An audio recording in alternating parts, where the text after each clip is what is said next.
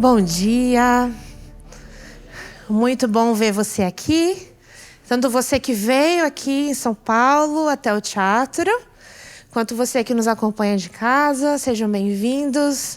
Nós vamos então começar mais uma programação, mais um culto, onde a gente vai louvar junto, a gente vai aprender um pouco mais também, né, sobre o livro sagrado para nós, né, a Bíblia, e compreender um pouco mais a vontade de Deus também para a nossa vida.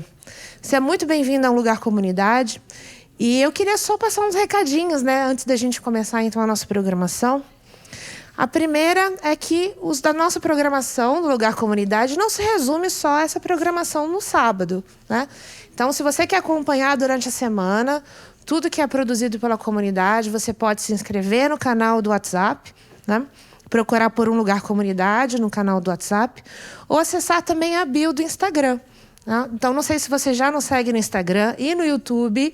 Se não é o caso, então aproveite e siga para você estar a par de tudo que é feito pela comunidade. Todas as terças nós temos uma live de oração.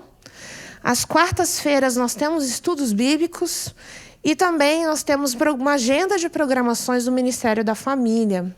Então, se você quer acompanhar, muita coisa legal tem sido feita e às vezes você nem conhece. Então, acompanha pela bio, pelo Instagram, acompanha pelo YouTube, segue a gente lá que você vai estar a par de tudo isso. Fora isso também, nós temos os pequenos grupos, né, que estão espalhados por São Paulo, por diversos estados do Brasil e até em outros países. Então, se você quer fazer parte de um grupo da comunidade, procure lá no site umlugarcomunidade.com.br e você vai encontrar informações, então, do grupo que, de repente, se reúne perto de você e você ainda nem sabe. Também temos alguns grupos que são online, então você também pode participar à distância de um grupo e, assim, estudar com pessoas que também frequentam a comunidade e que querem aprender também mais sobre Deus. Bom, queria te lembrar também, se você quiser contribuir com esse ministério, nós temos um Pix, se chama pix@umlugarcomunidade.com.br. Então, todas as doações são bem-vindas e serão muito bem empregadas. E eu queria lembrar que hoje nós temos a terceira fala, né, sobre a série A Bíblia. O pastor Edson Nunes vai conduzir o estudo hoje. E ele vai falar um pouco, comparando, né, a Bíblia e outros também textos sagrados, outros textos de outros povos. Quais são os pontos de semelhança, quais são os pontos de diferença e por que isso é importante para a gente hoje. Então, não perca, vai ser muito bom. E o último lembrete, não se esqueça do celular, tá? Então, esse é o momento de colocar no silencioso ou no modo avião, para que a gente não tenha interrupções durante a programação, tá certo? Então, agora, uma palavra de oração para a gente começar? Vamos lá. Senhor nosso Deus, nós somos gratos a Ti pelo privilégio que temos de aprender sobre Ti, de conhecer um pouco mais sobre a Tua palavra, e queremos te pedir que o Senhor aceite o nosso culto em louvor e adoração a Ti, que o Senhor transforme o nosso coração e também abra os nossos ouvidos para escutar a Tua voz. Continua conosco, em nome de Jesus. Amém.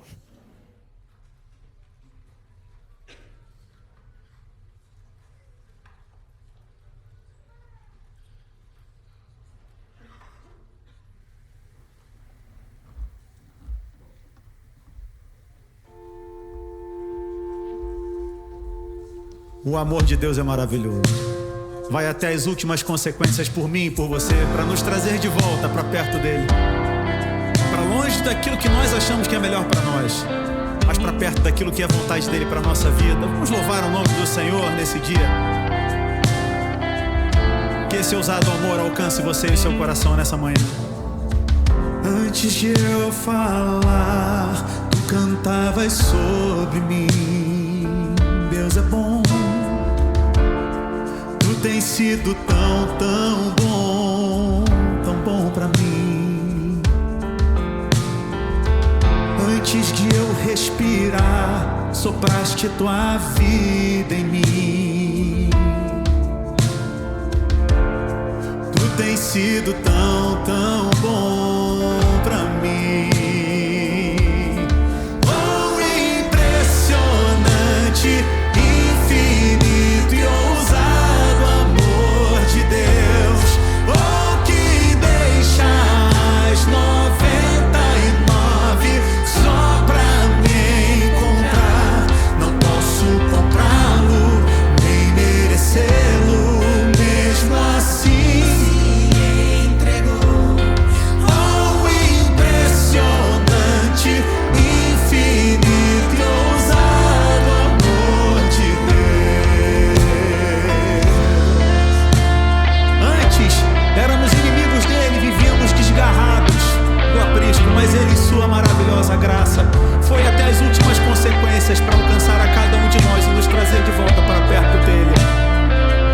Esse é o maravilhoso amor de Deus. Inimigo eu fui, mas seu amor lutou.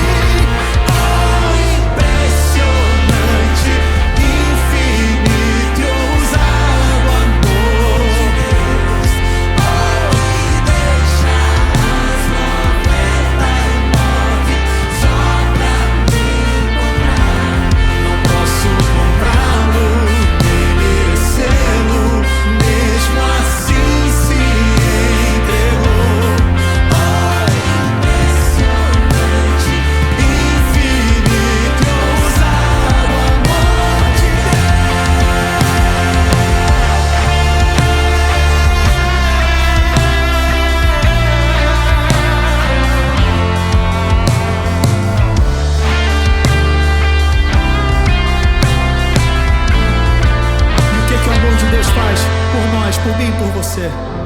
Traz luz para as sombras, escala montanhas pra me encontrar. Ele faz, ele é bom. Derruba muralhas, destrói as mentiras pra me encontrar. Ele faz.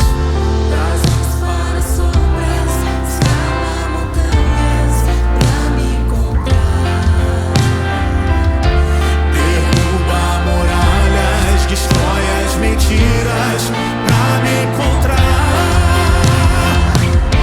Traz luz para as sombras, escala montanhas pra me encontrar. Ele fala. Derruba muralhas, destrói as mentiras pra me encontrar. Traz luz para as sombras, escala montanhas pra me encontrar.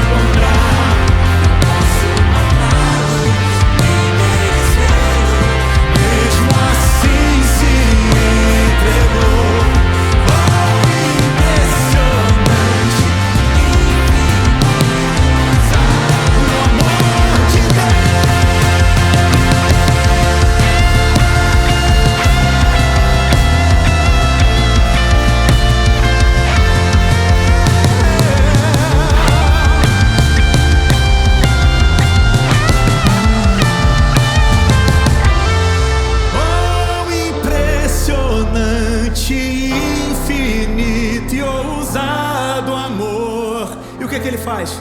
Oh, que deixa as 99 só pra me encontrar.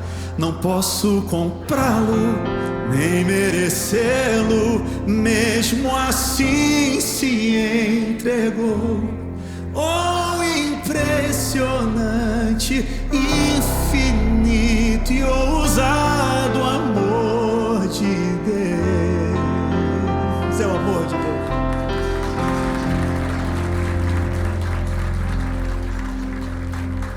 Um dia, Deus apontará nas nuvens dos céus e virá resgatar cada um de nós. Nós contemplaremos a sua glória face a face, eternamente. Enquanto isso, continuamos a fazer aquilo que Ele nos ordenou. Porque mais bem-aventurada coisa é dar do que receber. Continuamos dando aquilo que primeiro recebemos dEle: amor, misericórdia. Até que um dia teremos isso plenamente. Quanto mais pra gente se encontrar, Sinto tanta falta do teu riso fácil. Há lugar pra gente se sentar, uma mesa farta, cheia de bondade, cheia. Quando eu te encontrar, preciso te dizer: meus dias são desertos. Venha ao reino, me ensina a te amar e a dar sem receber. Sem você, meus dias são desertos. Venha ao reino, venha. Veja, tudo que eu mais quero é te ver de perto, dar e receber o teu amor. Veja, tudo que eu preciso é andar contigo, dar e receber teu amor. É tudo que precisamos.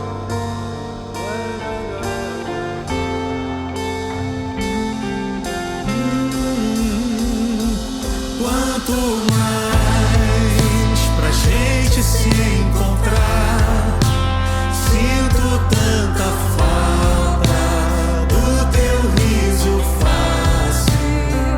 Há lugar pra gente se sentar, uma mesa farta, cheia de bondade. Quando eu te encontrar, preciso te dizer: sem você meus dias são desertos.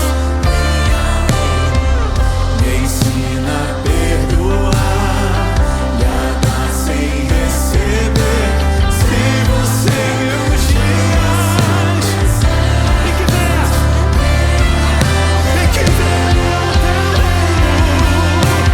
Veja, tudo que eu mais quero é te ver de perto, dar e receber o teu amor.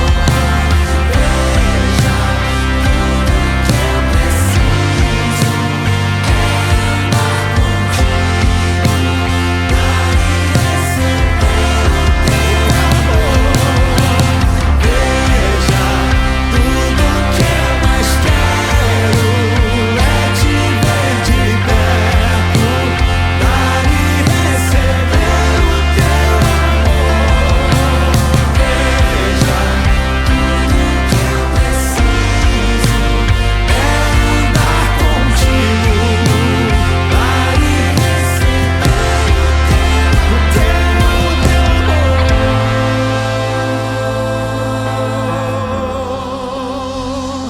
A palavra de Deus diz: não se turbe o vosso coração, creiam em Deus, creiam também em mim. Foi assim que Jesus disse: na casa de meu pai há muitas moradas, se assim não fosse eu não teria dito. Porque eu fui preparar lugar e eu voltarei para tomar vocês para mim, para que onde eu esteja, vocês estejam também. O veremos um dia, face a face. Que meus olhos possam ver.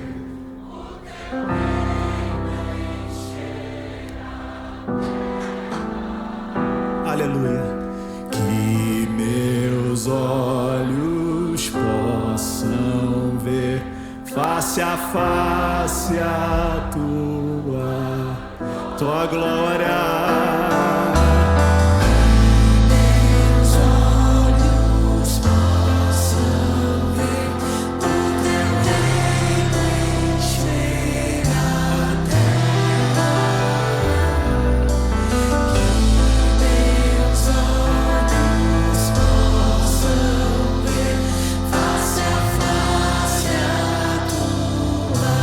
Glória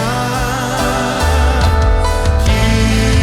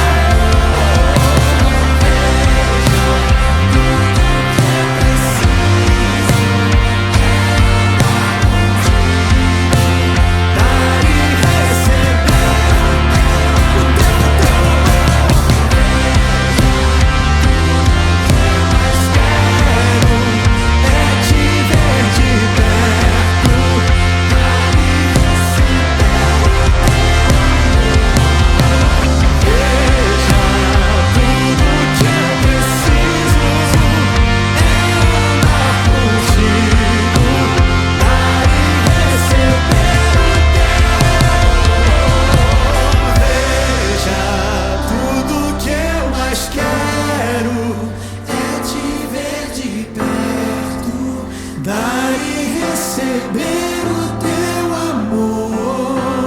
Veja, tudo que eu preciso é andar contigo, dar e receber o teu amor. Veja, tudo que eu mais quero é te ver de perto, dar e receber o teu amor.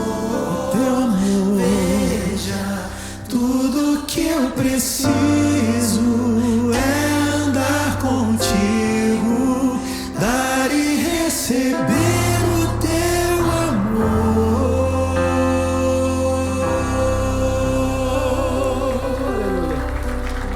Enquanto isso, enquanto aguardamos um dia encontrá-lo face a face, continuamos aqui, seguindo um rastro, um caminho, uma trilha que um dia Jesus abriu, para que nós pudéssemos viver a vida de um jeito pelo menos um pouco parecido com aquilo que ele viveu, para que o mundo olhe para mim, para você e vejam alguma coisa dele. É para isso que essa comunidade existe. Essa é a nossa missão, é a nossa jornada. Que nós diminuamos a cada dia que passa, para que o nome dele seja erguido e honrado, e que o mundo inteiro veja ele através de nós. Em oração eu trilho o caminho que Jesus abriu, até o trono onde sua graça flui como rio. Santo,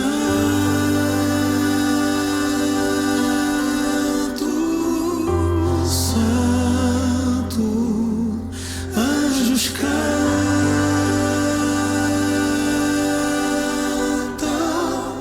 Santo.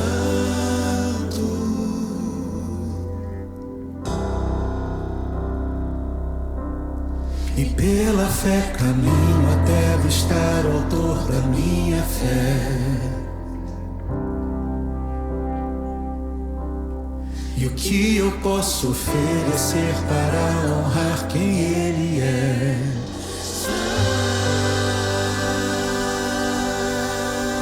Santo, Santo, anjos cantam,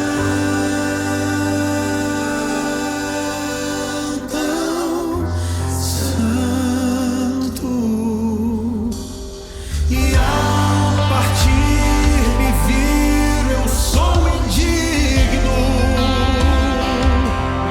Mas ele continua falando: mas tua voz me diz, não vá meu filho, torne meu sofrimento em testemunho, me esvazie de mim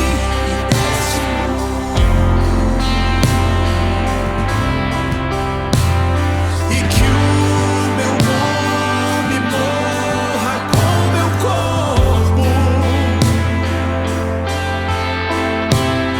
e que o de Cristo permaneça em tudo.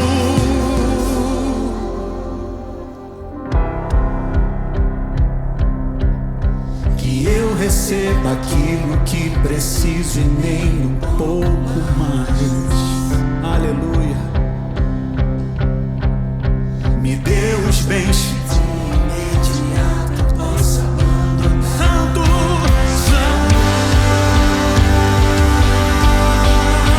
Santo, Santo, eu canto. Santo, Santo,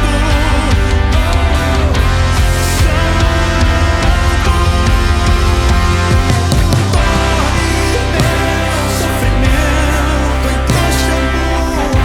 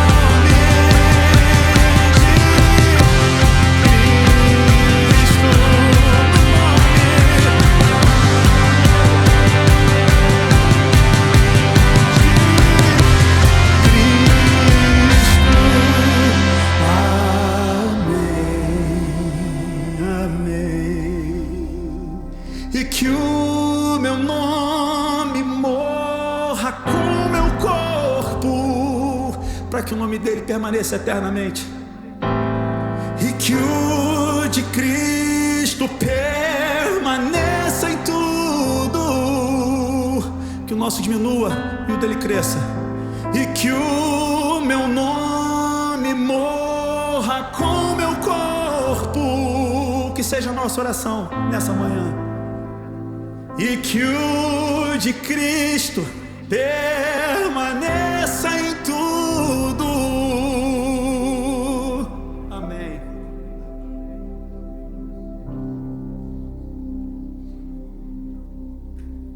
Eterno nosso Pai, eterno nosso Rei, louvado e engrandecido seja o Teu nome, Senhor.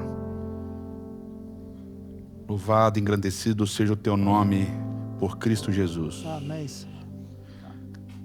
Pelo que Ele fez, pelo que Ele faz e pelo que Ele ainda fará em nós, por nós e através de nós também, Senhor. Senhor, agora que mais uma vez vamos estudar a Tua palavra, que o Teu Espírito trabalhe o nosso coração e a nossa mente. E que o nome de Cristo continue sendo exaltado, é o que nós te imploramos em nome dEle. Amém, Senhor. Amém. Bom dia, muito bom receber vocês aqui na comunidade, aqui no Shopping Higienópolis, no Teatro UOL. Muito bom ter você aqui participando com a gente presencialmente. Muito bom ter você aí também participando com a gente aonde quer que você esteja. No Brasil, no mundo, na sua casa, no ônibus, no metrô, no carro e assim por diante. A gente está na série chamada Bíblia. E essa série é um recorte de muitas discussões importantes que a gente vai desdobrar depois. Uma delas logo na sequência, na próxima série, e outra em outros momentos ao longo do tempo na comunidade, em outras séries de sermões, em estudos bíblicos e assim por diante. Aí hoje a gente vai falar de um tema que é controverso, mas é extremamente importante. E esse tema é um tema que a gente não conhece muito. Eu mesmo conhecia muito pouco. E eu lembro que quando eu comecei o meu mestrado, fiz o meu mestrado em poesia hebraica bíblica. E uma das discussões é se existia poesia bíblica, se a gente podia chamar aquilo que está na Bíblia, nos Salmos e etc., se a gente podia chamar de poesia. E a discussão passava por entender justamente outras literaturas que tinham a ver com a Bíblia. É o que a gente chama de literatura comparada. E através desse estudo de elementos poéticos bíblicos que a gente encontra em outros corpos literários poéticos de outros povos, é que a gente pode afirmar que existe, então, poesia hebraica bíblica, por exemplo. E aí, no doutorado, dos primeiros caminhos que minha querida orientadora, Suzana Schwartz, queria que eu seguisse, era de fazer uma comparação entre os relatos criativos mesopotâmicos e a Bíblia, e depois focar nessa relação das maldições que aparecem na Bíblia e nas maldições que aparecem nesses outros relatos. E aí eu desisti logo no início. Eu falei, é muito chato isso daqui, e vocês vão ver daqui a pouco por quê. E a gente vai falar um pouquinho sobre isso. Então a gente vai falar hoje um pouquinho sobre literatura comparada, sobre essa relação do texto bíblico com outros textos escritos na região em que a Bíblia foi escrita e basicamente na época em que a Bíblia foi escrita também. E a gente começa por um tipo de literatura que vocês já ouviram a gente falar aqui na comunidade. Existe um gênero específico de literatura antiga chamada tratados político-econômicos, em que um rei suzerano faz aliança com um rei vassalo. Ou seja, um rei mais forte, um rei com um maior exército, com mais poder, ele faz uma aliança, um tratado com um rei mais fraco, um vassalo que vai ser submisso a esse rei mais forte. E esse gênero literário é um gênero extremamente bem documentado, e a gente tem, a partir do século XVIII, século XIX, a gente tem muitos achados arqueológicos de tabletes, de tabuinhas, de inscrições em pedras cuneiformes e tal, depois pergaminhos e tal, com vários tipos desses tratados. E é o gênero mais bem documentado de quantidade, de extensão e assim por diante. São mais de 60 tratados. Tá? E eu trouxe aqui um livro, um dos meus xodozinhos na minha casa. É o livro que tem todos esses tratados. O nome dele é Tratado, Lei e Aliança no Antigo Oriente Médio. Tá? Só para vocês terem uma noção do tamanho, é isso daqui. Então, obviamente, tem a transliteração do cuneiforme, tem também a tradução para o inglês, obviamente, e são vários, diversos tratados. E um indivíduo chamado George Mendenhall, que era um acadêmico de línguas semitas e um entusiasta do estudo do Antigo Oriente Médio, ele publicou em mais ou menos 1954, 1955, um artigo, uma série de palestras que virou um livro e tal, comparando esses tratados com os tratados com o texto bíblico, principalmente de Êxodo, Levítico e de Deuteronômio. Tá? E ele mostrou que existem muitas semelhanças. Tá? E eu separei aqui um tratado, aqui eu tenho várias marcações. Algumas marcações são de tratados que eu acho engraçados. E outras duas são 4 marcações. Uma de tratados que eu acho engraçados, que eu não vou ler para vocês, que não precisa. E outra de tratados relevantes. Tá? Eu vou ler a do relevante para vocês, tá bom? E esse tratado relevante foi feito entre o rei Supililiuama I, tá? Que parece que teve outros, né? Dos hititas, ok? Da tribo de Hati, e Shatiwasa de Mitanni. Então, os hititas, eles são um povo extremamente importante que habitou basicamente a região que hoje a gente conhece como Turquia, ali, Anatólia e tal, e são povos extremamente importantes. Só para vocês terem uma ideia, esses tratados aqui, eles vão desde o 3º milênio antes da Era Comum, antes de Cristo, até o 1º milênio antes da Era Comum, antes de Cristo. Tá? Então é um período histórico bem abrangente. Esse daqui que a gente vai ler, ele é da época do 2º milênio, ele é de mais ou menos 1500, 1400 antes de Cristo, antes da Era Comum. Tá? Ele, obviamente, tem algumas partes que estão incompletas, mas a maior parte dele está completa e tem muito a ver com Êxodo, Levítico e Deuteronômio.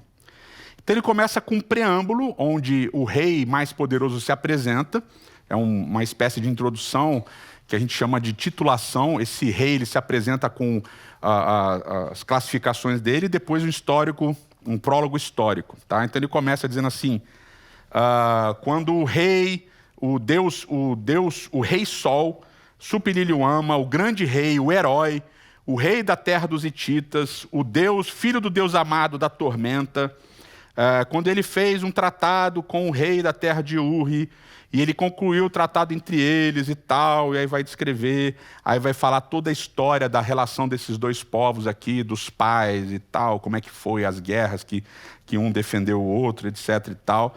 Vai apresentar esse prólogo histórico. Isso lembra muito, por exemplo, o início de Êxodo capítulo 20. Eu sou o Senhor, teu Deus, eu sou Yahweh, eu sou Javé, teu Deus, que te tirei da terra do Egito, da casa da servidão. Então é Deus apresentando as suas credenciais. Eu sou Yahweh, Deus. E eu fiz isso por vocês. Depois disso, vem uma seção que a gente chama de estipulações. São várias estipulações da aliança, coisas que precisam acontecer entre esses povos. E uma das coisas interessantes aqui, dessa seção de estipulação desse tratado específico diz assim, no futuro, o povo dos hititas e o povo da terra dos Mitanni não devem olhar um para o outro com olhos maus. Achei isso daqui legal, que deveria ser aplicado ainda nos dias de hoje. Né? Também diz assim, o povo da terra dos hititas não deve fazer nada mal para o povo da terra dos Mitanni. Nenhum deve fazer nada mal um para o outro. Interessante, né? Uma estipulação que faz sentido, não deveria cumprir hoje também. Né? E aí vai aparecer aqui sobre onde eles vão morar, como eles vão morar, estipulações acerca de casamentos que o rei da terra de Mitanni deve seguir, porque o rei dos hititas está colocando, etc. e tal. E isso a gente tem também em Êxodo capítulo 20, logo depois de se apresentar, ele coloca as estipulações do tratado. Depois existe uma seção sobre o depósito dessa lei. Essa lei vai ficar no santuário do Deus X. Tá? E também tem especificações sobre a leitura. Então, esse tratado vai ser lido periodicamente, assim, assim, assado, pelo rei, etc. e tal. Depois vem uma lista de testemunhas. Tá? Então, nessa lista de testemunhas, geralmente os deuses dos dois povos são chamados, e além dos deuses dos dois povos, são colocados como testemunhas as montanhas, os céus, a terra, as árvores, os rios e assim por diante. Tudo isso é muito semelhante ao que você encontra na Bíblia. Então, na Bíblia você também tem, né? Os céus e a terra tomam hoje como testemunhas contra ti, que te propus a bênção e a maldição, etc. e tal. Aí a lei que Moisés escreveu, ela deve ser reescrita. A Torá deve ser reescrita pelos reis, e os reis devem ler em voz alta para o povo. Tudo isso está descrito na lei. E aqui vem uma das seções mais famosas, seção das bênçãos e principalmente das maldições. Então, tem aqui uma seção toda de maldições que são muito curiosas, tá? Várias maldições interessantes a gente encontra nesses tabletes aí cuneiformes, tá? Então, por exemplo, que os deuses desse juramento, que eles derramem sobre você, obviamente, se as estipulações não forem cumpridas, né? Que os deuses derramem sobre você pobreza e destituição. Que Shatiwasa seja tirado do trono, que é o rei dos Mitanni, né? Que é o rei mais é o suzerano, é o vassalo, desculpa. Que os deuses quebrem a cabeça, o pescoço de Shatiwasa se ele desobedecer esse tratado, e que ele seja enterrado fora da sua terra. Aí vem também um interessante, engraçadinho, diz assim, clássico também, que a gente encontra em outros lugares até mais modernamente, que a sua semente, né, seja de outras mulheres e não seja mais sua, e seja destruída da face da terra. Então, que as suas mulheres não tenham filhos seus, e os filhos que elas tiverem que sejam destruídos. E aqui um dos clássicos que eu adoro sempre mencionar, que o seu chão se transforme em gelo, você caia e quebre o seu pescoço. Né? Então, tem várias assim muito interessantes. E aí tem as bênçãos também. Né? Então, se você, Shatiwasa, obedecer às estipulações desse tratado, então, eu acho essa bênção aqui fenomenal, que a sua esposa vai ser sua mesmo, né? Não vai ser de outro homem. Isso é importante.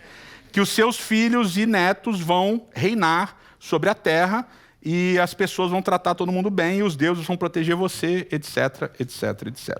Então, uma parte desses tratados antigos fala de bênçãos e maldições. Na verdade, bênçãos a gente só encontra justamente nos tratados hititas. Nos outros povos não existem bênçãos, eram só maldições. E na bênção e maldição, especificamente em Levítico capítulo 26, você tem bênçãos e maldições. Né? Então, existem muitas similaridades entre esses tratados e o texto bíblico.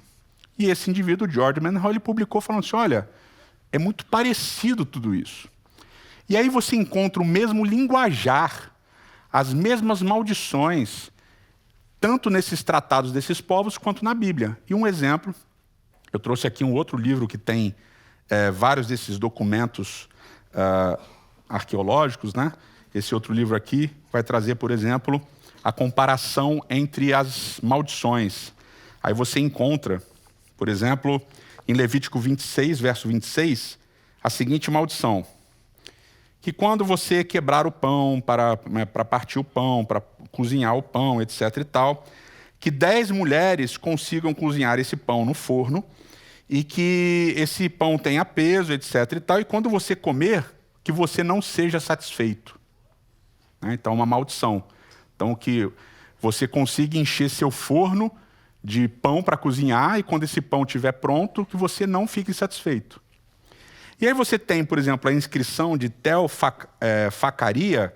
que diz o seguinte, que 100 mulheres cozinhem o pão, mas que não consigam encher o forno.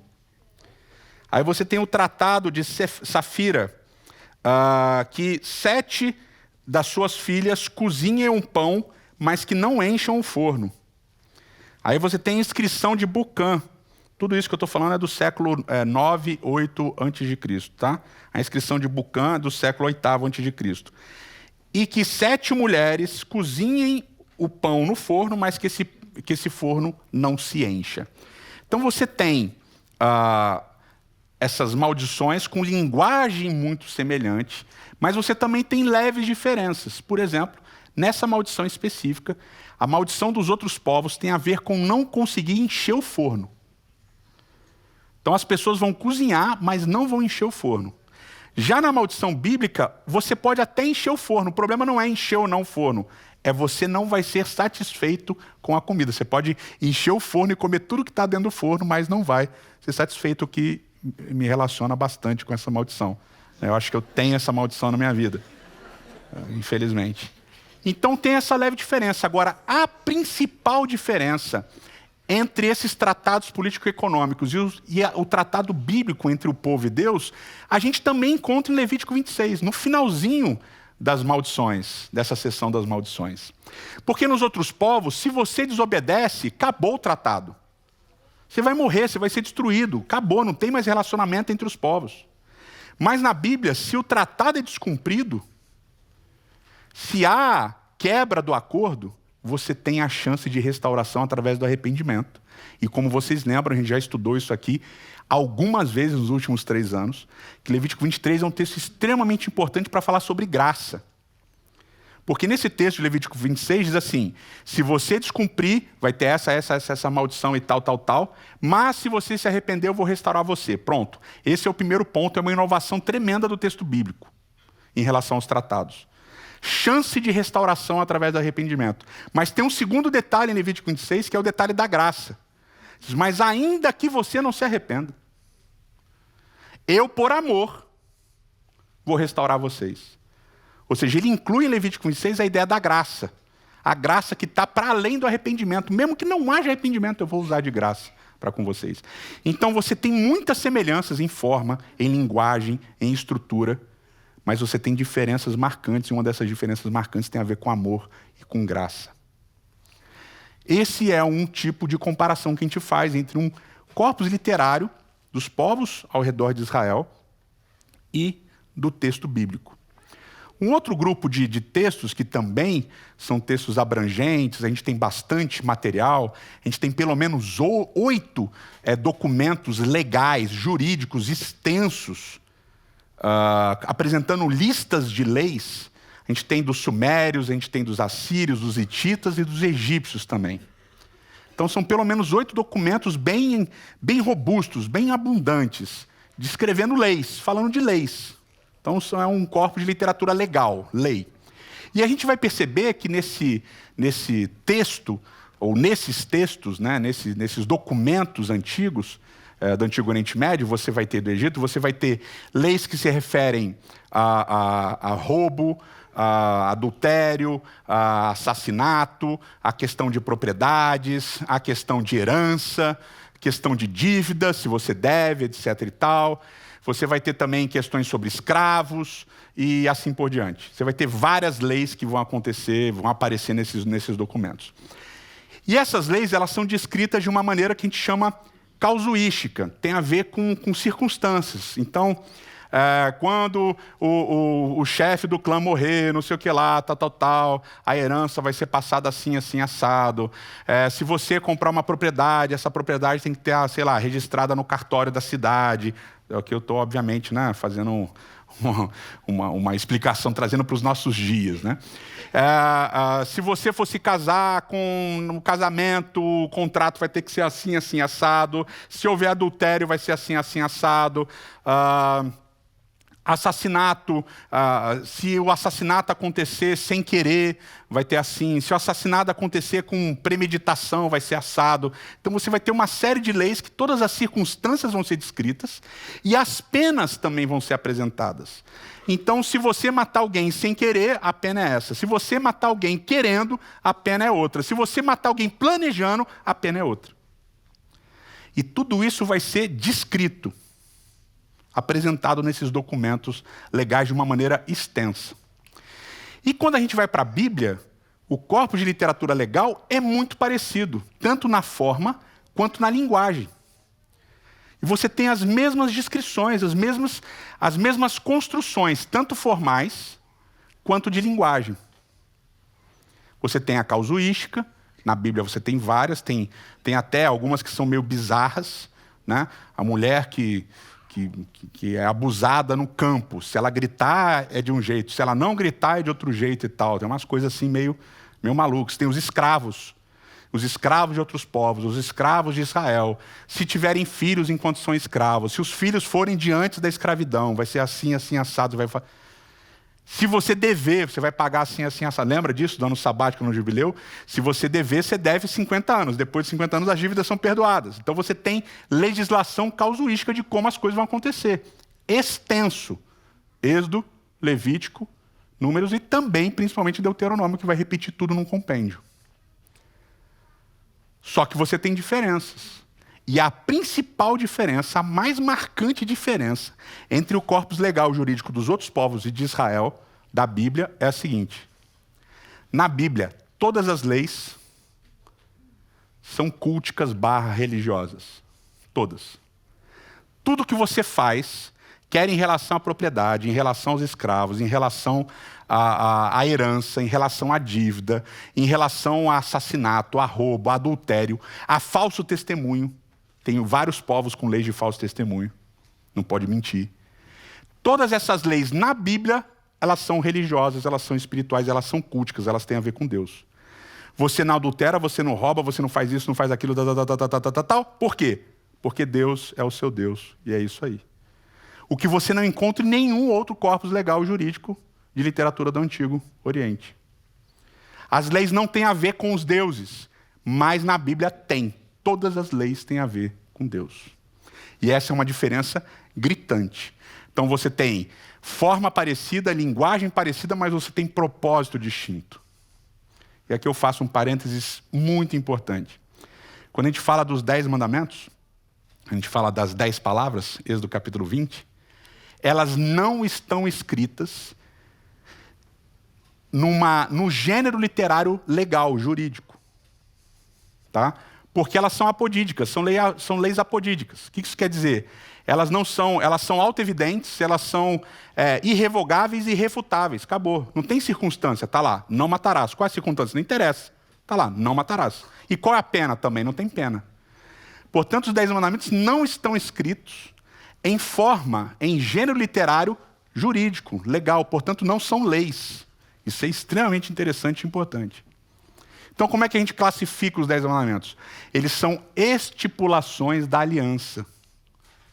Porque quando você fala de estipulação, ela não precisa ter circunstância e ela não precisa ter pena. O que vai acontecer se você infringir? Estão entendendo? Então, é muito interessante a gente fazer essas comparações para entender as semelhanças e para entender as diferenças. É parecido? É, mas também é diferente. E, por fim, o conjunto de textos assim mais abundante que a gente encontra, e assim abundante no sentido de diversidade mesmo, são os de origens, né? A Bíblia, então, vai falar das origens, lá em Gênesis 1, Gênesis 2 e tal. Em diante vai apresentar as origens da humanidade, do mundo, do cosmos, etc. e tal. Existem muitas literaturas na Mesopotâmia, no Antigo Oriente Médio, que apresentam exatamente isso. E aqui tem um livro também, do mesmo do outro, são 3 volumes também, que apresenta todos esses relatos. Tá? Todos, uma coleção de todos. Então aqui tem os principais que vocês quiserem nomear, tá aqui nesse livro. Infelizmente, tive que ler todos também. Que é cansativo, não é fácil não. E eu separei aqui 4 para falar com vocês, que são 4 que eu diria que são os mais importantes de uma certa maneira. Tá? Todos são interessantes, mas os 4 são mais importantes. O primeiro deles é o Gênesis de Eridu. Tá? Então, nesse Gênesis de Eridu, os seres humanos são criados pelos deuses para trabalhar. E aí os seres humanos, ao trabalharem, eles fundam cidades. Só que nessas cidades, eles começam a ficar muito barulhentos, e os deuses ficam com raiva de barulho. Os deuses não gostam de barulho. Então os seres humanos fazem muito barulho. Eu falei disso numa série chamada O Silêncio de Deus. Muito interessante, depois vocês podem assistir. E aí os deuses ficam com tanta raiva do barulho do ser humano que eles resolvem destruir o ser humano. E eles destroem como? Mandam um dilúvio. Só que aí um dos deuses avisa um indivíduo. O nome desse indivíduo é maravilhoso, você dá para os seus filhos. Zil-Sudra. O Zil-Sudra é avisado por um dos deuses e ele constrói, adivinhem, uma arca. E ele se protege nessa arca do dilúvio e ele não é destruído. O resto da humanidade é destruído. Ele sai da arca e ele oferece sacrifícios para os deuses, para agradecer por ter sido poupado. Os deuses gostam tanto do sacrifício que ele ofereceu, que fazem uma aliança com Zil-Sudra, e Zil-Sudra ganha a vida eterna. Gênesis Geridu. Depois você tem o famoso assírio Atrahasis, é um conto de origem, né, um mito de origens assírio do Atrahasis. Nesse conto assírio, então, depois de uma rebelião dos deuses, o ser humano é criado para trabalhar para os deuses. Os deuses, geralmente, eles se revoltam porque eles não querem mais trabalhar para arranjar comida, eles querem que alguém trabalhe para arranjar comida para eles. E aí o ser humano é criado para resolver esse problema, vai trabalhar para ganhar comida. Só que a população humana cresce muito e fica barulhenta, muito barulhenta. E aí essa população é punida com pragas, com pestes e com fome também. E aí não resolve, eles continuam muito barulhentos, e aí os deuses resolvem mandar um dilúvio. Isso. Adivinha o que acontece? Um dos deuses conta para Atrahasis que vai ter o dilúvio. Atrahasis se prepara para o dilúvio e ele constrói um barco, uma arca. E ele leva para essa arca, para esse barco, os animais, e eles se salvam. Muito interessante. Um dos relatos mais famosos é o Enuma Elish, né? Sumério, babilônio. Os deuses mais jovens entram em guerra com os deuses mais velhos. Os deuses mais jovens estão revoltados porque eles têm que arranjar a própria comida. E aí Tiamat e Apsu, que são deuses, né? Tiamat é tipo a mãe dos deuses, eles são ligados às águas. E a Tiamat do desenho, né? Da Caverna do Dragão e tudo. Aí vocês lembram aí desse negócio? É o dragão lá e tal. E aí Tiamat e Apsu são deuses ligados à água. E eles se juntam com esses deuses mais novos, revoltados. E aí Marduk é eleito pelos deuses mais velhos para lutar por eles. É como se fosse um campeão que vai lutar contra os rebeldes. E Marduk vence. Marduk destrói essa rebelião. E aí com o corpo de Tiamat, a mãe, né? Tipo uma mãe dos deuses, ele cria o cosmos. Cria o cosmos em 7 dias, o 7º dia é o Sapatu e tal, tem todo um esquema aqui de 7, tá? De 6 e de 7. E aí ele pega, a deusa Ea pega o sangue de Kingu, que era um outro deus, que era aliado de Tiamat, que também foi derrotado, mistura com a terra e faz o ser humano. E o ser humano é feito, adivinha para quê? Trabalhar. Trabalho é maneiro, né? Os deuses criam a gente para trabalhar. Para trabalhar para quê? Para arranjar comida para os deuses, para oferecer comida para os deuses. Os seres humanos se organizam, eles criam a primeira cidade, o nome da primeira cidade é a Babilônia. E aí, nessa cidade de Babilônia, eles constroem o primeiro templo, um zigurate. E eles vão levar, então, a comida que eles plantam no zigurate para oferecer para os deuses, para alimentar Marduk, para Marduk sempre ficar bonzinho e não destruir a humanidade. Esse é o Enuma Elish. E aí talvez o conto mais famoso seja o conto de Gilgamesh, né, o épico de Gilgamesh, que em uma versão chega a ter 12 tabletes, né, ou seja, é um conto bem longo. Então há uma série de disputas entre os deuses, são lutas, tem sedução, tem um monte de coisa, não sei o que lá, tal. No meio disso, a deusa Estar se apaixona por um indivíduo chamado Gilgamesh, que é o personagem principal aqui, e ela propõe se casar com Gilgamesh. Gilgamesh rejeita a deusa Estar. A deusa Estar fica muito brava, louca, possessa, e ela manda o touro dos céus para matar Gilgamesh. E Gilgamesh consegue sobreviver, ele e o amigo dele, Enkidu. Só que aí os deuses resolvem punir Enkidu e matam Enkidu, e Enkidu vai morar no submundo, no inferno, etc. e tal. Tá?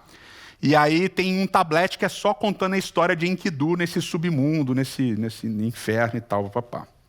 Bom, Gilgamesh sobrevive, ele fica triste, fica chateado que Enkidu morreu e tal, e ele vai procurar o sentido da vida e ele decide que a vida foi feita para ser aproveitada, para ser curtida. Então ele vai curtir a vida dele. Só que os deuses resolvem matar Gilgamesh e mandam um dilúvio. Vocês estão devagar. Mandam um dilúvio. Um dilúvio.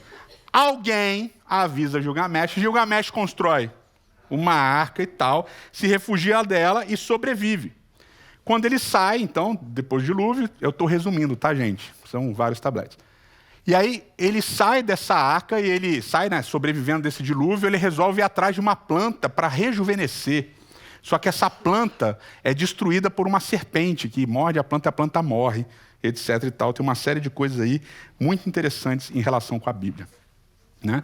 Esses contos têm muitos paralelos, né? O próprio Enuma Elish tem pelo menos 2 paralelos muito claros, né? Um deles é o Épico de Anzu e o outro o Assassinato de Labu. E quando você vai ler esses tabletes, você percebe que é um esquema meio assim, meio dorama. Tá ligado? Conhecem dorama? Dorama, né? O do coraçãozinho e tal. Dorama.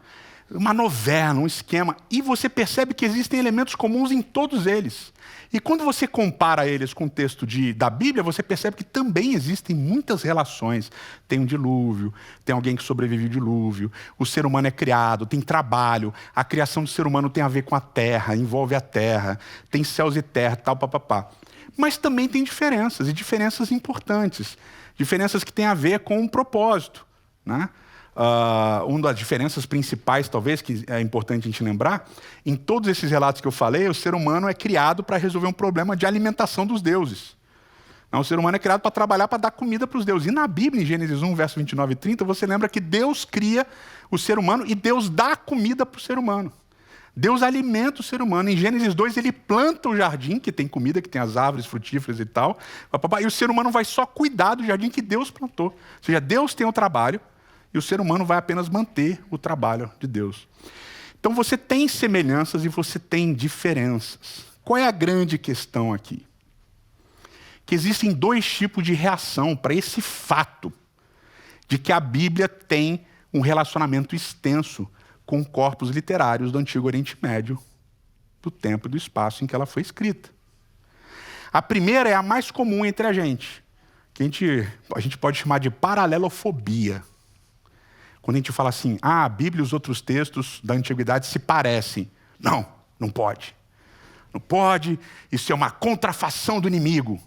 O inimigo criou esses relatos para confundir a mente dos salvos, porque o texto bíblico diz que o diabo enganaria, se possível, até os santos. Então não podemos ler, não tem relação, não tem nada a ver, não sei o que lá, tal. Essa é a primeira reação, que é essa paralelofobia. E tem a segunda, que é a paralelomania, que é a galera do Discovery Channel, né, BBC, às vezes, documentários e tal. Tá vendo a Bíblia? Tem um monte de livro igual. Olha aqui, é tudo igual. Tudo igual. O convite é a gente entender, e a gente já falou isso aqui no início da série, que a Bíblia não caiu do céu. A Bíblia não desceu num facho de luz, com uma voz dizendo, esse é meu livro, leiam e tal, e já pronto. Não, a Bíblia, como a gente já viu, foi produzida humanamente. Uma revelação, uma comunicação divina, mas uma produção humana. Porque Deus, ao escolher se comunicar, ele precisa escolher se comunicar de uma maneira que a gente compreenda, que a humanidade compreenda. E se ele escolhe um gênero, uma maneira de se revelar que só uns 2 ou 3 gênios literatos, gênios intelectuais compreendam, a maior parte das pessoas não vai entender. Por exemplo, quantos aqui conhecem poesia neoconcreta? Ninguém. Maravilha. Poesia neoconcreta rolou, inclusive rolou no Brasil. Um dos autores principais, ou o autor principal, foi Ferreira Goulart. Tem um livro chamado O Formigueiro. Depois vocês procurem. Formigueiro são letras e palavras dispostas na página, como se fossem formigas passeando pelas páginas. E você tem que entender como é que você lê isso. Tem um jeito certo de ler. Mas se você bate o olho, você não entende nada. Quantas pessoas leem e compreendem e gostam de poesia neoconcreta? Pouquíssimas pessoas. Aí Deus resolve se revelar em poesia neoconcreta. Aí vai ficar todo mundo olhando. Né? X, né? Tanto faz. Agora, quem gosta de novela? Quem gosta de dorama? Quem gosta daquele negócio que, tem isso, tem aquilo, histórias e tal. Então Deus escolhe se revelar de uma maneira que as pessoas, o máximo de pessoas, compreendam. Porque era um tipo de literatura comum, era um tipo de narrativa comum que as pessoas conheciam. E aqui vem a grande sacada. É você entender que a semelhança da Bíblia com essas outras literaturas aponta o aspecto humano do texto bíblico. Essa produção humana, esse relacionamento humano, essa decisão divina de se limitar em um jeito de escrever, em uma língua, em uma consciência, em uma filosofia, em uma ideologia de linguagem e tal, naquilo ali. Mas as diferenças entre o texto bíblico e essas outras literaturas apontam para esse ingrediente dessa revelação transcendente, que mostram para a gente o ingrediente divino. É igual, mas não é igual. Então, comparar a Bíblia com outras literaturas não é diminuir a Bíblia. Pelo contrário, é entender a importância dessa tensão que existe dentro do texto bíblico. Essa é a tensão entre o elemento humano e o elemento divino, que foi o que a gente está falando nessa série, dessa analogia encarnacional. Essa tensão que está presente o tempo todo. E essa tensão, ela é um convite. Um convite a duas coisas importantes. Primeira, nós precisamos estudar e nos aprofundar mais no conhecimento da Bíblia. Se a gente se julga cristão porque seguimos um livro que fala de Cristo, nós precisamos cada vez mais nos aprofundarmos no estudo desse livro. E entender o ingrediente humano, entender essa parte palpável, histórica, literária, que situa a Bíblia no tempo e no espaço, faz com que a gente tenha uma melhor compreensão do texto que é sagrado para a gente. Então nós precisamos estudar mais. E o segundo convite é, a gente precisa, para entender as diferenças, do que a Bíblia não é igual, do que a Bíblia inova, do que a Bíblia é única em relação à literatura da época em que ela foi escrita, a gente precisa do Espírito Santo. A gente precisa orar e pedir pela direção do Espírito Santo, para que a nossa leitura não seja apenas um olhar humano, um viés humano, mas ela tenha também esse ingrediente de uma revelação que continua acontecendo quando a gente interpreta as Escrituras com a ação, através da ação do Espírito Santo. Entender a tensão da Bíblia é entender a tensão do próprio Deus, que é transcendente, que é imanente.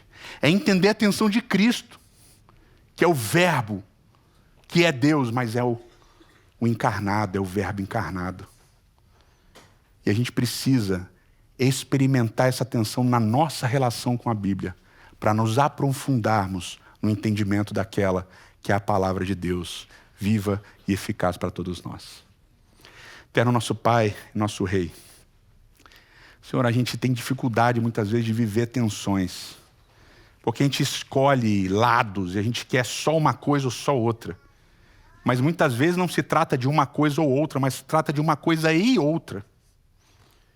Senhor, nos ajude a entendermos essa tensão e, através dessa tensão, buscarmos mais entendimento sobre essa parte tão humana da Bíblia. E também, Senhor, buscarmos mais o Espírito Santo para entendermos a Tua revelação para nós. Nós te pedimos a Tua companhia e te agradecemos por ela desde já, em nome de Cristo Jesus. Amém, Senhor.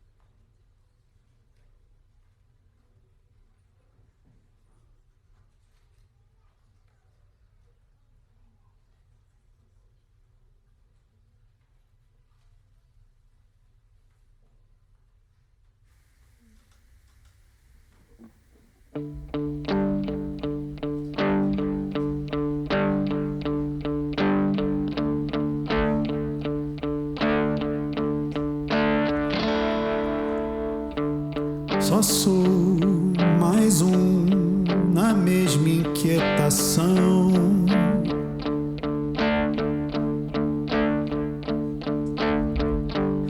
Pensar em Deus está muito além de mim.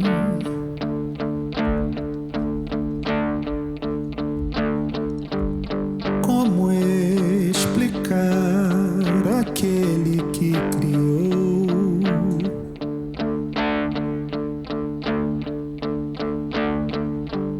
Se o meu limite é uma imensidão, perto e longe, vivo a tensão de não poder o alcançar, mas na palavra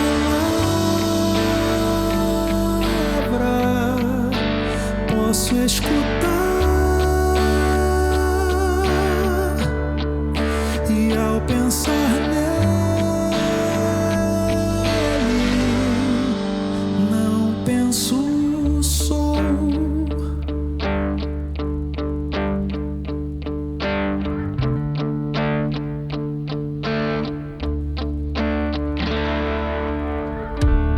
Tentar soprar um enorme furacão,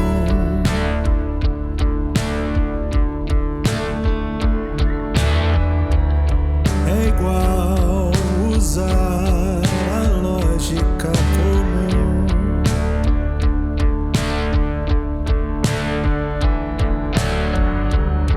O Deus que os céus não podem nem conter,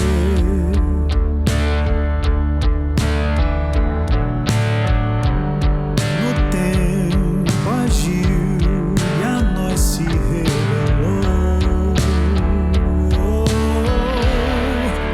Perto e longe,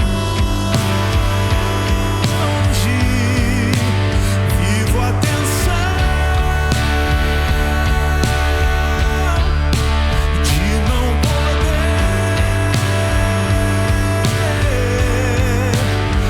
o alcançar,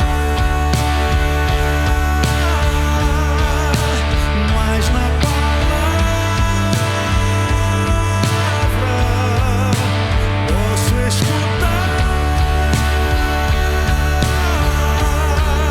e ao pensar nele, não penso, sou.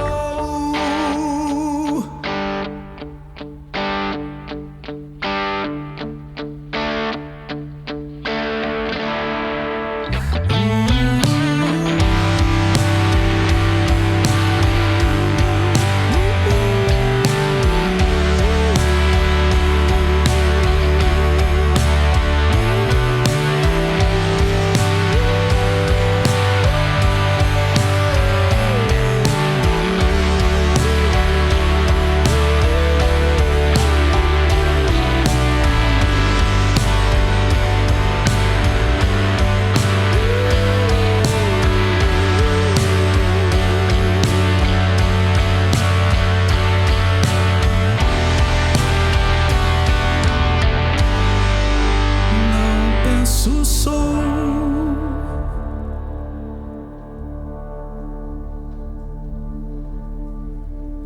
Que o Senhor te abençoe e te guarde. Que o Senhor faça brilhar o seu rosto sobre ti e tenha misericórdia de ti.